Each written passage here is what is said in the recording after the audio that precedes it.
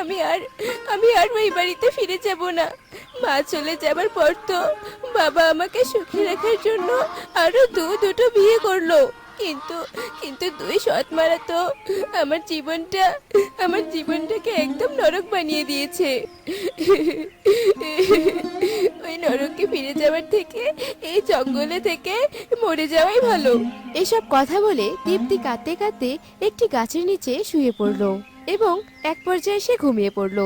আর তখনই সেই গাছের পাশ দিয়ে একটি নাগিন যাচ্ছিল। এ কি, এই জঙ্গলে মানুষ? বাঘ সাপে ভরা এই জঙ্গলে তো কখনো মানুষ আসে না। দেখি তো কাছে গিয়ে।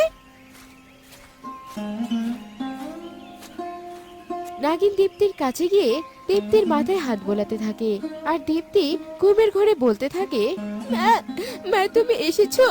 মা তুমি এসেছো। তুমি থাকলে হয়তো আমার আর এত কষ্ট সহ্য করতে হতো না। সৎ মায়েরা যে আমার উপর ভীষণ অত্যাচার করে। তুমি ফিরে এসো মা, তুমি আর আমাকে ছেড়ে যেও না। আহারে, মেয়েটার বুঝি ভীষণ কষ্ট, আর তাই তো মনে হয় এই গভীর জঙ্গলে চলে এসেছে। নাগিনের কথা শুনে দীপ্তির ঘুম ভেঙে যায় আর নাগিনকে দেখে দীপ্তি ভীষণ ভয় পেয়ে যায়। এ কি নাগিন, আবার ক্ষতি করো না। ভয় পেও না মা, আমি নাগিন হলেও আমি তোমার কোনো ক্ষতি করব না। কিন্তু তুমি যদি এই জঙ্গলে থাকো তাহলে তোমার অনেক বড় ক্ষতি হয়ে যাবে। এখানে বাঘ আর সাপের মতো অনেক হিংস্র প্রাণী আছে। থাকুক, দরকার পড়লে আমি সেই হিংস্র প্রাণীদের কাছেই প্রাণ দেব। তবুও আমি আর বাড়িতে ফিরে যাব না। কেঁদো না মা, তুমি শান্ত হও আর বাড়িতে ফিরে যাও। আমি তোমার জীবনে শান্তি ফেরানোর ব্যবস্থা করব। তুমি আমার কথার উপর ভরসা করে বাড়িতে ফিরে যাও। নাগিনের কথা শুনে দীপ্তি বাড়িতে ফিরে যায়।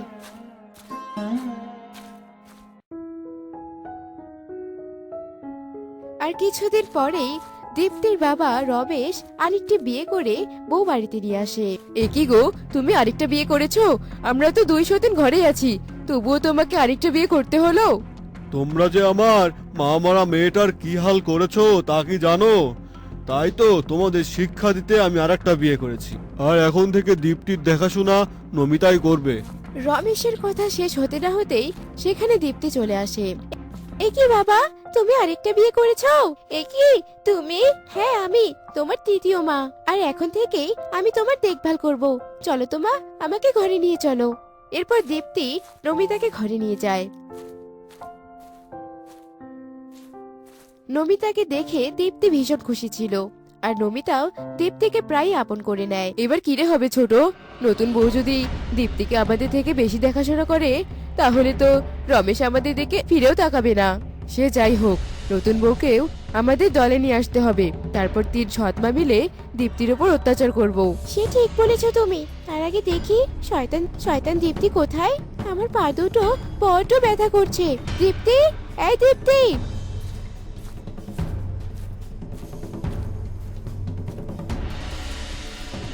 হ্যাঁ মেজমা, বলো।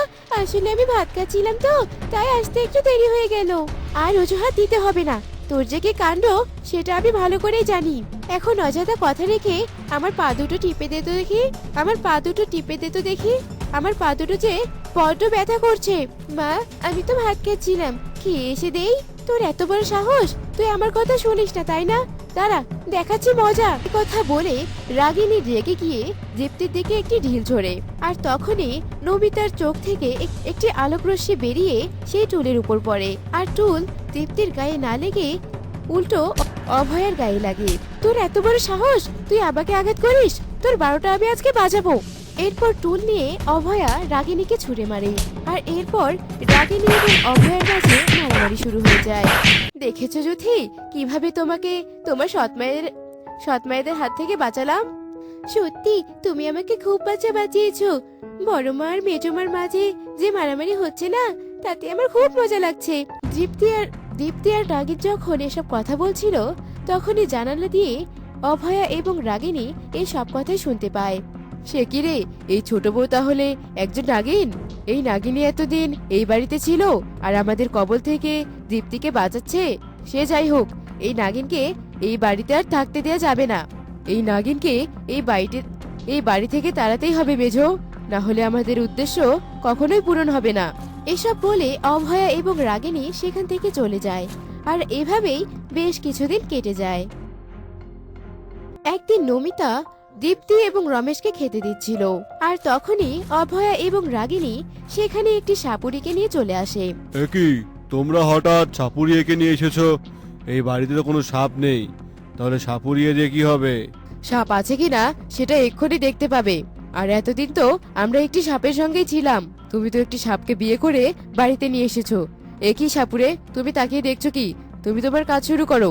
অভয়ের কথা মতো সাপুরিয়া বিন বাজাতে শুরু করে এবং বিনের শব্দ শুনে নমিতা তার নাগিন রূপ ধারণ করে। একই নমিতা, তুমি তাহলে মানুষ নও? আর আমি তোমাকে আমাদের বাসায় নিয়ে এসেছিলাম নমিতাকে দেখাশোনা করার জন্য। তুমি তো যে কোনো সময় আমার দীপ্তির ক্ষতি করে দিতে পারো। তোমার থেকে রাগিনী আর অভয় তো অনেক ভালো।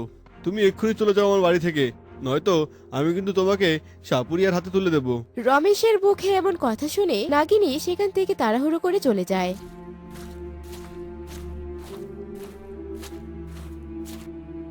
আর এইসব দেখে দীপ্তির খুব মন খারাপ হয়, কিন্তু দীপ্তি নাগিনকে আটকাতে পারে না। আর এভাবেই কেটে যায় আরো বেশ কিছুদিন।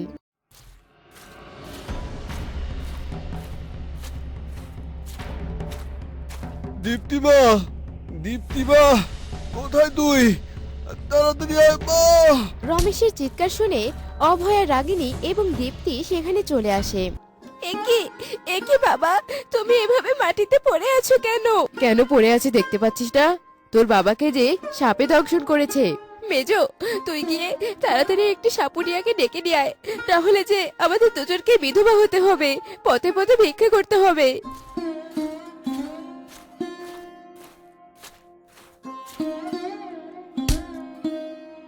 অভয়ের কথা মতো রাগিনী গিয়ে একটি সাপুরিয়াকে ডেকে নিয়ে আসে। আর সাপুরিয়ে রমেশের পায়ের দাগটি দেখে ভীষণ অবাক হয়ে যায়। সর্বনাশ, এই তো কোনো সাধারণ সাপের দংশন নয়। রমেশকে তো কাল নাগিনী দংশন করেছে। ওকে বাঁচানোর ক্ষমতা আমার নেই। ও তোমাদের সাহায্য একমাত্র নাগিন করতে পারে, যে নাগিনকে তোমরা কয়েকদিন আগে তাড়িয়ে দিয়েছিলে। বলছি কি সাপুরিয়া সর্দার, আমরা তো ওই নাগিনকে কিছুদিন আগে ষড়যন্ত্র করে তাড়িয়েছি। এখন আমরা ওই নাগিনকে আবার কোথায় পাবো? আমরা সেই নাগিনকে না পেলেও দীপ্তি সেই নাগিনকে পেতে পারে। মা দীপ্তি, দেখ তোর বাবা কিভাবে মাটিতে পড়ে আছে। তুই গিয়ে ওই নাগিনকে ডেকে নিয়ে আয়। তোর বাবা যদি এই পৃথিবী থেকে চলে যায়, তাহলে আমরা যে ছন্নছাড়া হয়ে যাবো রে মা। দেরি করিস না রে মা জ্যোতি, আমি তোকে কথা দিচ্ছি, আমরা আর তোর উপর কোনো অত্যাচার করব না। তবুও তুই তোর বাবাকে বাঁচা মা। যাচ্ছি, তবে আমিও যে আমার বাবাকে হারাতে চাই না। এরপর দীপ্তি জঙ্গলে চলে যায়।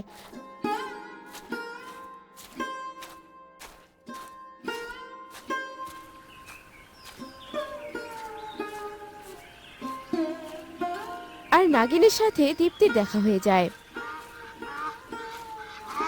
দীপ্তি রমেশের ব্যাপারে নাগিনকে সবকিছু খুলে বলে। কি বলছো কি এসব তুমি দীপ্তি?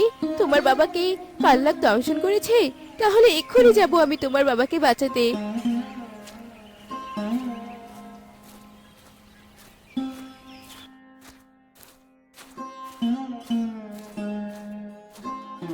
তুমি এসেছো বোন, দয়া করে তুমি আমাদের স্বামীকে বাঁচাও। আমরা জানি আমরা তোমাকে ষড়যন্ত্র করে তাড়িয়ে দিয়েছি, তার জন্য আমরা তোমার কাছে ক্ষমা চাইছি। তুমি আমার স্বামীকে বাঁচাও বোন। এরপর নাগিন রমেশের বিষ তুলে দেয় এবং রমেশ সুস্থ হলে নাগিনকে দেখে তার আর কিছুই বোঝার বাকি থাকে না। অনেক ধন্যবাদ নাগিন, তোমাকে অনেক ধন্যবাদ আমার জীবন বাঁচানোর জন্য।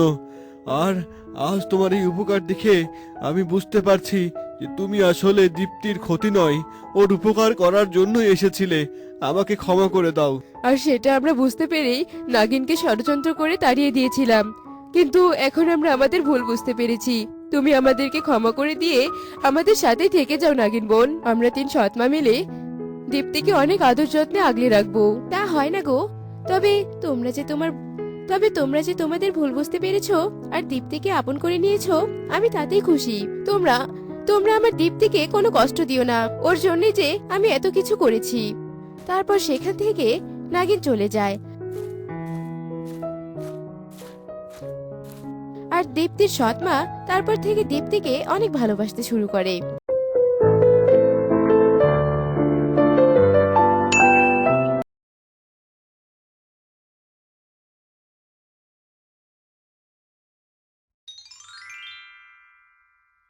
বিনয় খুবই ভালো ছেলে। সে রোজ রোজ দিনমজুরের কাজ করে সৎমা সুজাতা এবং সৎবোন ঋতুর ভরণ পোষণ চালাতো। আর ভাগ্য করে এমন একটা ছেলে পেয়ে সুজাতা দেবী তো ভীষণ খুশি ছিল। আজকাল কোমরে যা ব্যথা হয়েছে না, কি বলবো আর। কোমর ব্যথা নিয়ে আমাকে সব কাজ করতে হচ্ছে। আমি তো তোমাকে আগেই বলেছি মা, তুমি দাদাকে বিয়ে দিয়ে দাও, নতুন বউ এসে সব কাজ সামলে নেবে। আর তুমিও আমার মতো পায়ের ওপর পা তুলে থাকতে পারবে। হ্যাঁ রে মা, আমিও তাই ভাবছি। আমি আর এভাবে এই সংসারের জন্য খাটতে পারবো না বাবা। এবার আমি বিনয়কে বিয়ে দেবই দেব। এরপর সুজাতা বিনয়ের পাত্রী খুঁজতে থাকে। আর বিনয়ও বাধ্য ছেলের মতো সুজাতার পছন্দের পাত্রীকে বিয়ে করে নিয়ে আসে। পাত্রী দেখতে যেমন সুন্দরী তেমনি গুণবতী। বাবা সুজাতা, ছেলের জন্য তো দেখি একদম লক্ষ্মী বউ তুলে এনেছিস রে। দেখতে কিন্তু ভারী সুন্দরী, বুঝেছিস? উম লোকের আলগা কথা শুনলে একদম গা পিত্তে জ্বলে যায় আমার। কি একটু রূপের বাহার, আর তা নিয়ে একদম প্রশংসার বন্যা বয়ে যাচ্ছে। এসব কথা শুনে ঋতু ঘরে চলে যায়। ঋতুর মতো সুজাতাও নতুন বউকে অপছন্দ করত। কত করে ভেবেছিলাম ছেলেকে বিয়ে দিয়ে একটু বেশি করে পণ নেব। হায় হায় হায়, তার কি আর কপালে আছে আমার? হবে কি করে মা, তোমার মনে তো অনেক দয়া। আর দয়া দেখিয়ে তো বাপ মা মরা অনাথ মেয়েটাকে এ বাড়ির বউ করে আনলে তুমি। আর সেই বউ কিনা বিয়ের সময় একটা পাখি নিয়ে এসেছে। পাখি না গো পাখি না, আমি হলাম সুখ পাখি। এই চুপ কর তো, নতুন বউয়ের মতো তুইও খুব বকবক করিস। মা, তুমি এই পাখিটাকে বাড়ি থেকে তাড়ানোর ব্যবস্থা করো তো। ঋতুর কথা শেষ হতে না হতে সেখানে অনিতা চলে আসে। আর এসব কথা শুনে অনিতা ভীষণ গম্ভীর হয়ে যায় আর বলতে থাকে, এভাবে কেন বলছো গো? সুখ পাখি তো আমাদের কোনো ক্ষতি করছে না, তবে তোমরা কেন ওকে তাড়াতে চাইছো? মা, দয়া করে আমার সুখ পাখিকে আপনি তাড়াবেন না। বাবা মা মারা যাওয়ার পর সুখ পাখি আমার একমাত্র সম্বল মা। হয়েছে হয়েছে, এখন আর অত ন্যাকা কান্না করো না তো বাপু। খোকা ঘরে ফেরার সময় হয়েছে, যাও তাড়াতাড়ি গিয়ে রান্নাটা সেরে ফেলো। সুজাতার কথা শুনে অনিতা রান্নাঘরে যায় আর রান্নাঘরে গিয়ে রান্না করতে থাকে। এদিকে বিনয়ও ফিরে আসে। আর বিনয় ঘরে ফিরতেই সুজাতা বিনয়ের কানে বিষ ঢালতে থাকে। মা, আজ আমি বড্ড ক্লান্ত। কাজ করতে করতে আমার ভীষণ ক্ষুধা পেয়েছে। তা বলছি কি মা, আজ কি ঘরে রান্না বান্না হয়নি? তোমার বৌমাকে বলো আমায় খাবার দিতে। রান্না বান্নার কথা কি বলবো তোকে বাবা? তোর বউ কি আর আমার কোনো কথা শোনে? অবশেষে আমি রান্না করলাম, তবুও আবার এই কোমর ব্যথা নিয়ে, জানিস বাবা। দেখি বৌমাকে বলি খাবারটা বেড়ে দিতে। আমি আর কোমর ব্যথা নিয়ে এত কাজ করতে পারবো না রে বাবা। এ কথা বলে সুজাতা যেই না রান্নাঘরে চলে যায়, ঠিক তখনই সুখ পাখি বিনয়কে বলে, মিথ্যে কথা, সব মিথ্যে কথা। জানো, তোমার মা তো কোনো রান্না করেনি, সব রান্না দিদিমণি করেছে। আমার কথা বিশ্বাস না হলে যাও রান্নাঘরে গিয়ে একবার ওকে দিয়ে দেখো। সুখ পাখির কথায় বিনয়ের মনেও কৌতূহল জাগে আর সে রান্নাঘরের দিকে যায় আর রান্নাঘরে উকি দেয়। এই যে জমিদারের মেয়ে, হাতে কি তোমার সোনা বাঁধানো নাকি? হ্যাঁ, এখনো তুমি রান্না শেষ করতে পারোনি? বলছি ছেলেটা কি আমার কাছ থেকে ফিরে শুকনো মুখে বসে থাকবে নাকি? না না মা, রান্না তো হয়ে গেছে, আপনি দাঁড়ান, আমি নিয়ে আসছি। হয়েছে হয়েছে, আর পাকামো করতে হবে না তোমায়। তাড়াতাড়ি খাবার বেড়ে আমার হাতে দাও, আমি আমার ছেলেকে দিয়ে দিচ্ছি। এইসব কাণ্ড দেখতে পেয়ে বিনয় সঙ্গে সঙ্গে ঘরে চলে আসে। আর কিছুক্ষণ পরে সুজাতা খাবারের থালা নিয়ে বিনয়ের কাছে যায়। জানিস বাবা, বৌমাকে কত করে বললাম খাবার বেড়ে এনে তোকে দিতে, কিন্তু সে বলল তার নাকি সময় নেই, তাই বাধ্য হয়ে আমি তোর জন্য খাবার নিয়ে এলাম। এইসব কথা বলে সুজাতা বিনয়কে খাবার দেয়, কিন্তু সব সত্যিটা দেখার পর বিনয় আর সুজাতার কোনো কথাই কানে নেয় না। আমি এত কিছু করেও বিনয় আর অনিতার মধ্যে কোনো ফাটলি তো ধরাতে পারছি না। এভাবে চলতে থাকলে তো আমি অনিতাকে দাসীর মতো খাটাতে পারবো না। পারবে কি করে মা? ওই শয়তান সুখ পাখি তো দাদাকে সবটা বলে দেয়, আর তাই তো দাদা আমাদের কোনো কথাই বিশ্বাস করে না। আমি বলি কি মা, তুমি ওই সুখ পাখি আর ওই মেয়েটাকে তাড়িয়ে দাও, আর ওরা বিদেয় হলে আমরা দাদাকে আবার বিয়ে দেব। ঋতু আর সুজাতা যখন এসব পরিকল্পনা করছিল তখনই সেখানে বিনয় চলে আসে। আর ঋতু এবং সুজাতার এসব নোংরা পরিকল্পনা দেখে বিনয় ভীষণ রেগে যায়। ছি মা ছি, তোমরা দুজন এত খারাপ। সুখ পাখির কথায় আমি অনিতাকে বিশ্বাস করতাম আর ভালোবাসতাম, সেটাও কি না তোমাদের সহ্য হচ্ছে না?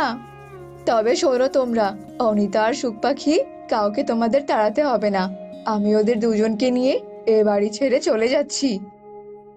এসব কথা বলে বিনয় অনিতা আর সুখ পাখিকে নিয়ে বাড়ি থেকে চলে যায় আর জঙ্গলের ধারে একটা গাছের নিচে আশ্রয় নেয়। হ্যাঁ গো, রাগের মাথায় তো আমাদের নিয়ে বেরিয়ে পড়লে, কিন্তু এবার থেকে কি আমরা গাছতলায় থাকবো? গাছতলায় কেন থাকতে হবে দিদিমণি? আমি আছি তো, আমি তোমাদের আবাসস্থলের ব্যবস্থা করে দেব। এ কথা বলে সুখ পাখি তার শরীর থেকে একটা পালক ঝরায়, আর সেই পালকটা মুহূর্তের মধ্যেই সোনার পালকে পরিণত হয়। হা করে তোমরা দুজন দেখছোটা কি? আর দিদিমণি, তুমি কি ভুলে গেছো এক জাদুকরের কাছ থেকে তুমি আমাকে এনেছিলে?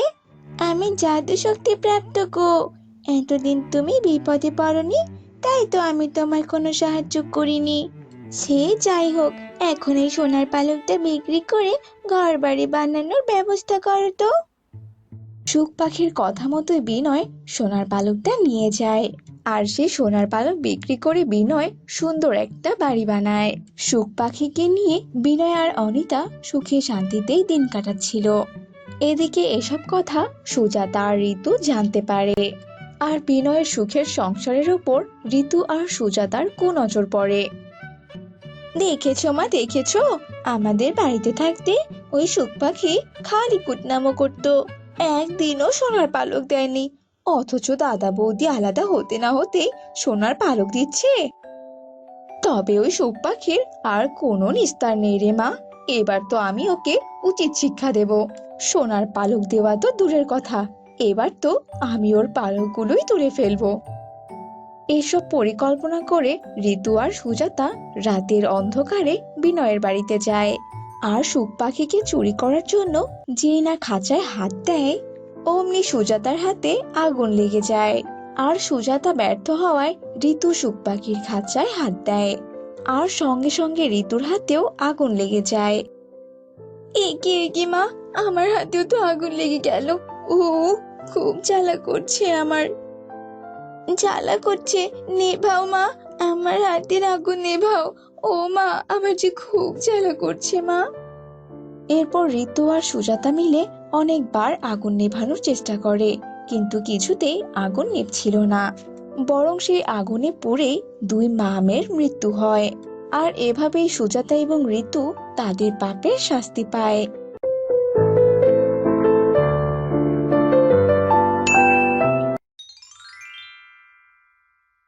ছুটকি, ছুটকি, কোথায় তুই? সবাই তো তোর জন্য বড়াই গাছের নিচে অপেক্ষা করছে। তোরা একটু অপেক্ষা কর, আমি এক্ষুনি আসছি। কি রে ছুটকি, এখন আবার তুই কোথায় যাচ্ছিস? হ্যাঁ, না খেয়ে না দে শুধু বাইরে যাওয়া, তাই না? এই তো মা, একটু বড়ই গাছের নিচে যাচ্ছি, কিছুক্ষণ পরে চলে আসবো মা, তুমি আমাকে নিয়ে একদম চিন্তা করো না মা। এই মেয়েটাকে নিয়ে আর পারি না বাবা। শীতের সময় আসলে সারাটা দিন শুধু বড়ই গাছের নিচেই সময় কাটাবে। এসেছিস ছুটকি? তা তোর আসতে এত দেরি হলো কেন রে? মার সাথে কথা বলতে গিয়েই দেরি হয়ে গেল, আর আমাদের বাগান থেকে মরিচগুলো আনতে গিয়েও। আচ্ছা, মরিচগুলো আমার হাতে দে। রবিন, তোর বড়ই পাড়া শেষ হয়েছে? হ্যাঁ, আর কয়টা বড়ই পাড়া বাকি আছে। তোরা একটু দাঁড়া দাঁড়া, আমিও একটা কোটা নিয়ে আসছি। দুজন মিলে বড়ই পারলে তাড়াতাড়ি হবে। ছুটকি আর রবিন বড়ইগুলো পাড়ার পর সবাই মিলে ভর্তা করে খেলো। বড়ই ভর্তা খাওয়ার পর ছুটকি বাড়িতে গেল। নাও মা, তোমাদের জন্য বড়ই ভর্তা এনেছি, খেয়ে বলো কেমন হয়েছে। বাহ, বেশ মজা তো। সত্যি তোদের হাতের বড়ি ভর্তা খেতে ভীষণ ভালো লাগে। বাহ দিদি, বাহ, ভীষণ মজা খেতে। আরে আরে, তোমরা সবাই মিলে এমন মজা করে কি খাচ্ছ? আরে আরে, ও কিছু নয়, ছুটকিদের বানানো বড়ই ভর্তা খাচ্ছিলাম গো। নাও, তুমিও একটু খেয়ে দেখো কেমন হয়েছে। অনেক মজার তো ছুটকি। বলছি কি, কাল কটা বড়ই এনে আমাকেও ভর্তা করে দিস তো, বাড়ির সবাইকে খাওয়াবো। তার বদলে আমাকে কি দেবে চাচি? সামান্য বড়ই ভর্তার জন্য তোকে আবার কি দিতে হবে রে? হ্যাঁ, দিতে হবে, কারণ আমি বিনিময় ছাড়া কোনো কাজ করি না। আচ্ছা, বল তুই আমার কাছে কি চাস? তোমার হাতের ডালের বড়া খাওয়াতে হবে আমাকে। আচ্ছা বাবা, আচ্ছা, সে না হয় খাওয়াবো, কিন্তু কাল সকাল সকাল বড়ইগুলো আমায় এনে দিস কিন্তু। ঠিক আছে চাচি। ছুটকি, সকাল হয়ে গেছে তো, যা তোর চাচির জন্য বড়ই পেড়ে নিয়ে আয়। ঠিক আছে মা, আমি গেলাম তবে। সকাল সকাল তোর বড়ই গাছের নিচে যাচ্ছিস কেন শুনি? তুই কালকেই না খেলি? এত খেলে তো তোর পেট ব্যথা করবে ছুটকি। আমার জন্য না দীপু, পাশের বাসার চাচির জন্য নিয়ে যাচ্ছি। আচ্ছা যা, সব বড়ই পেড়ে দিস না যেন, আমাদের জন্য কিছু রাখিস। ঠিক আছে, বড়ই গাছের নিচে তো আসলাম, ওই তো বাপাসের ডালগুলোতে তো অনেকগুলো বড়ই দেখা যাচ্ছে। চাচির জন্য ওখান থেকেই কয়েকটা বড়ই পেরে নিয়ে যাই। শয়তানি বুড়ি সেই কখন থেকে আমার পিছনে ঝাড়ু নিয়ে ছুটছে। কি করব কিছুই তো বুঝতে পারছি না। বুড়িকে তো এখন কোথাও দেখছি না। একটা কাজ করি, ওই বড়ই গাছটাতে বসে কিছুক্ষণ বিশ্রাম নেই। কি ভেবেছিস আমি তোর পেছনেও বন্ধ করেছি? তুই ক্লান্ত হয়ে কোন জায়গায় বসবি, আমি সেই সুযোগটাই খুঁজছিলাম। দাঁড়া, তোকে এক্ষুনি শেষ করে দিচ্ছি। বুড়ি পাখির দিকে কালো জাদু প্রয়োগ করতে থাকলে সেই কালো জাদু ছুটকির কোঠায় এসে লাগে, আর কোঠা বেয়ে সেই কালো জাদু ছুটকির গলা বেয়ে পুরো শরীরে ছড়িয়ে পড়ে, আর ছুটকি মাটিতে পড়ে যায়। কি হলো? গাছের নিচে দাঁড়িয়ে থাকা মেয়েটি হঠাৎ কোটা নিয়ে পড়ে গেল কেন? আহ, কি হলো এটা? একটু পরে তো গ্রামের মানুষজন এখানে এসে জড়ো হয়ে যাবে। আজ আসি, ওই পাখিকে আরেকদিন ধরা যাবে। এই মেয়েটার গলায় তো কালো দাগ দেখা যাচ্ছে। ওই ডাইনি বুড়ি কালো জাদু এই মেয়েটার উপর প্রভাব ফেলছে নাকি? ওই ডাইনির কালো জাদু কারো শরীরে লাগলেই তো এমন হয়। ওই ডাইনি তো এই মেয়েকে চেনেও না, তার মানে কি ওই ডাইনি আমাকে মারতে গিয়ে মেয়েটির লেগেছে? কেউ কি আছো? ওই রাস্তার সামনে গিয়ে প্রথমে যে বাড়িটি চোখে পড়বে সেটাই আমার বাড়ি। কেউ ওই বাড়ি থেকে আমার মাকে ডেকে নিয়ে এসো। আমি আছি, আজ আমার জন্যই তোমার এই অবস্থা। আমি গিয়ে তোমার মাকে ডেকে নিয়ে আসছি। আমার হাতে সময় কম, তুমি তাড়াতাড়ি গিয়ে আমার মাকে ডেকে নিয়ে এসো। আমার নাম ছুটকি। ঠিক আছে, তুমি এখানে অপেক্ষা করো, আমি গিয়ে তোমার মাকে ডেকে নিয়ে আসছি। মা, মা, দেখো গাছের ডালে কত সুন্দর একটা পাখি এসে বসলো। এই যে ছুটকির মা, তাড়াতাড়ি বাইরে বের হন। এ কি, পাখিটা তো আমাকেই ডাকছে, আবার দেখছি ছুটকির কথাও বলছে। চল তো ওর কাছে গিয়ে দেখি কি হয়েছে। আপনি ছুটকির মা? আপনি আমার সাথে তাড়াতাড়ি চলুন, ছুটকি খুব বিপদে পড়েছে। কিসের বিপদ? আর ছুটকি কোথায়? আমাকে ওর কাছে নিয়ে চলো। ওই বড়ই গাছটার নিচেই আছে ও, তাড়াতাড়ি চলুন। ছুটকি, কি হয়েছে মা তোর? আর তোর গলায় কালো দাগ কেন? আর দেখছি তোর মাথায়ও রক্ত। তোকে কতবার বলেছি সাবধানে বড়ই পারতে। নিশ্চয় কোটাটা তোর হাত ফসকে মাথায় পড়েছে, তাই না রে? দাঁড়া, আমি তোকে এক্ষুনি কবিরাজের কাছে নিয়ে যাচ্ছি, তুই ভালো হয়ে যাবি মা।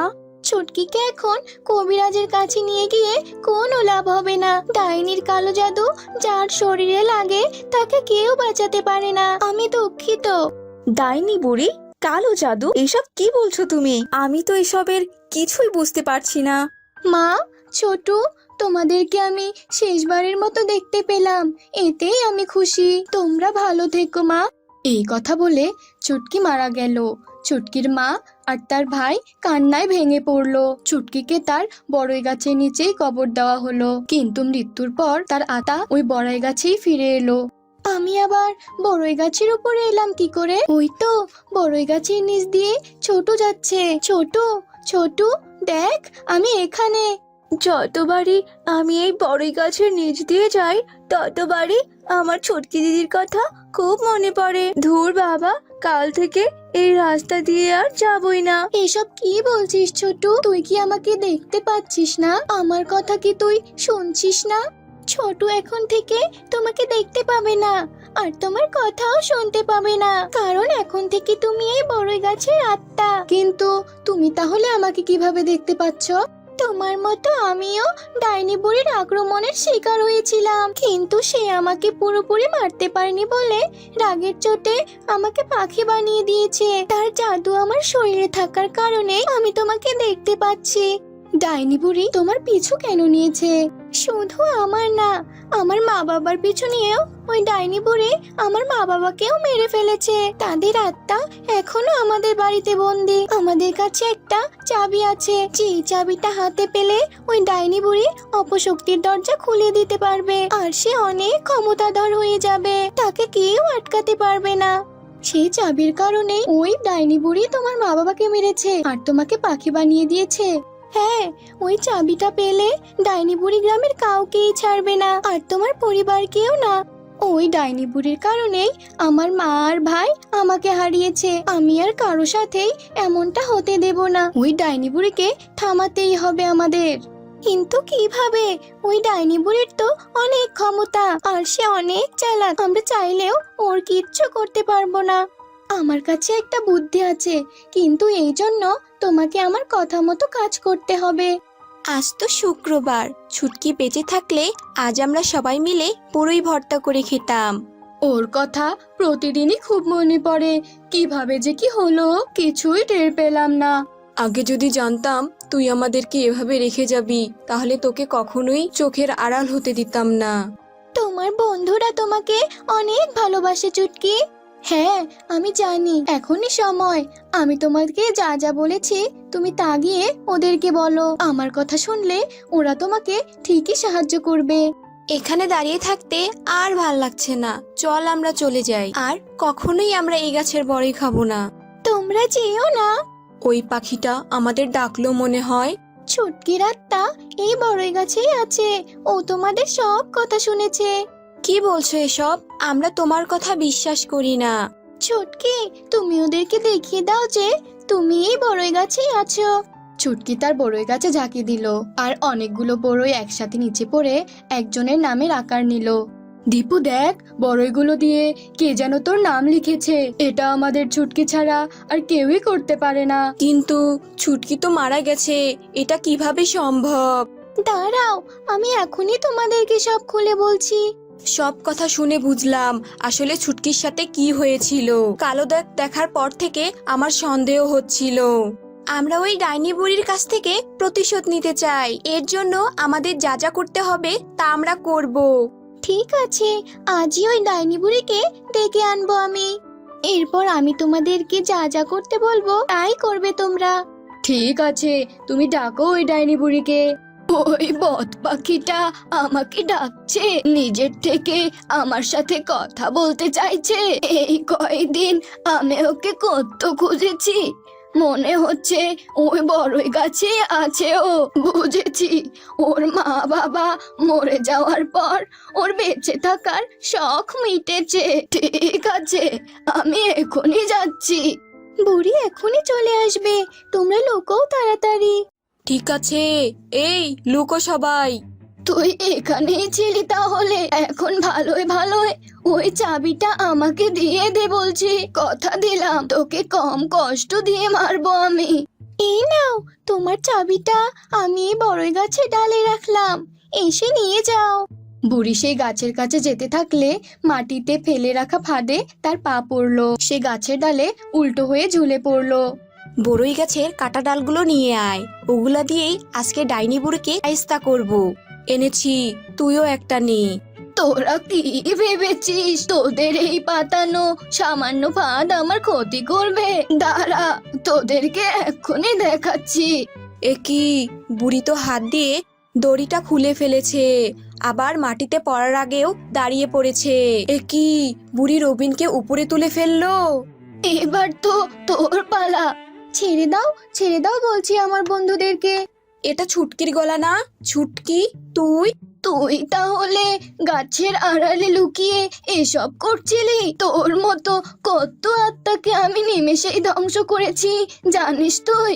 হ্যাঁ জানি, কিন্তু এবার তো তুমি একটা জিনিসের কথা ভুলে গেছো, তাই আজ আমি তোমাকে ধ্বংস করব। বড়ই গাছের কাঁটাযুক্ত একটা ডাল বুড়ির গলায় পেঁচিয়ে ধরলো।